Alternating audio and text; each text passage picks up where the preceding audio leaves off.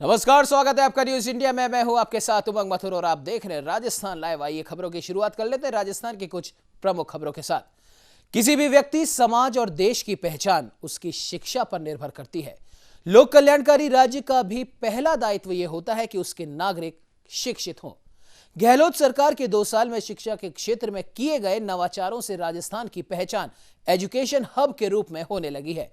शिक्षा मंत्री गोविंद सिंह डोटासरा सारा ब्यौरा लेकर लोगों तक पहुंचा रहे हैं। आइए दिखाते हैं आपको हमारी इस खास रिपोर्ट में। राजस्थान में कांग्रेस सरकार ने अपना 2 साल का कार्यकाल पूरा कर लिया। सरकार के लिए ये खुशी का मौका है, लिहाजा कांग्रेस सरकार की 2 साल की उपलब्धियों के बारे में जानकारी देने के लिए सत्ता और संगठन लोगों के बीच जा रहे हैं।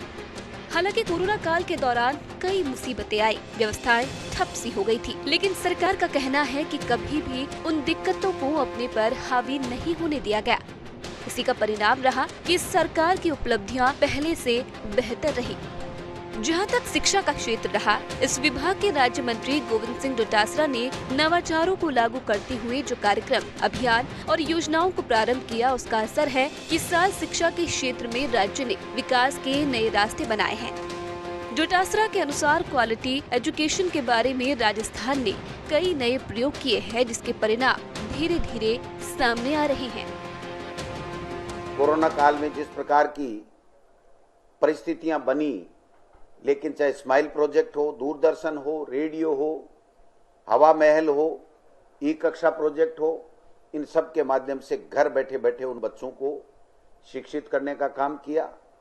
कोरोना काल में 10वीं और 12वीं की जो एग्जाम्स बीच में रह गई थी, उन एग्जाम्स को भी हमने पूरी कराई और नीट जेई में जो बच्चे सक्सेस होने थे, उनको अपने भविष्य को आगे निर्माण करने में मदद दी।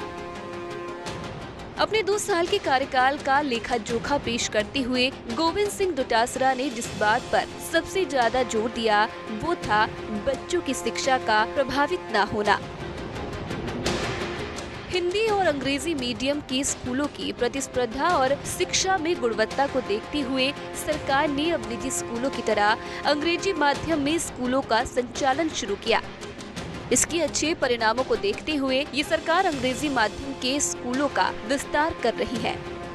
अब लोग के ऊपर जो 167 विवेकानंद मॉडल स्कूलें हैं, उनके अलावा हमने जो 134 के अलावा 167 ब्लॉकों में इंग्लिश मीडियम खोलने का काम किया। 65,000 के लगभग बच्चों ने एडमिशन ले लिया है। लॉटरी से एडमिशन करना पड़ा हमको। निःशुल्क जिस बच्चे के 25 से 50,000 रुपए तक इंग्लिश मीडियम में लगते थे, वहां पर इन बच्चों को सरकारी स्कूल में निःशुल्क पढ़ने का काम हो। अपने 2 साल के कार्यकाल को जनता के बीच ले जाते हुए संगठन विकास को प्रमुख तौर पर पेश कर रहा है।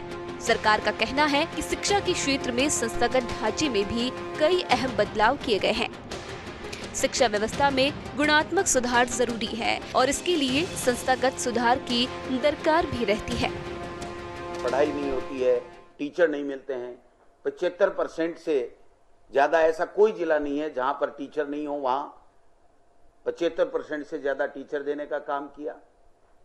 सारी की सारी ऐसी व्यवस्थाएं करने का काम किया कि आज इंग्लिश मीडियम भी हम सरकारी स्कूल में, और मुख्यमंत्री जी ने कहा है कि आगे आने वाले समय में जहां भी अगर कोई नीचे से विद्यालय प्रबंध समिति ये कहती है कि हमको इंग्लिश मीडियम में 1 से कक्षा 5 या 1 से 8 में पढ़ाने की हम पढ़ाएंगे, तो वहां पर हम परमिशन दें। समाज के सर्वांगीण विकास में शिक्षा एक मजबूत आधार होता है और अगर उसकी नींव कमजोर होती है तो व्यक्ति, परिवार, समाज और देश का भविष्य अंधकार में हो जाता है।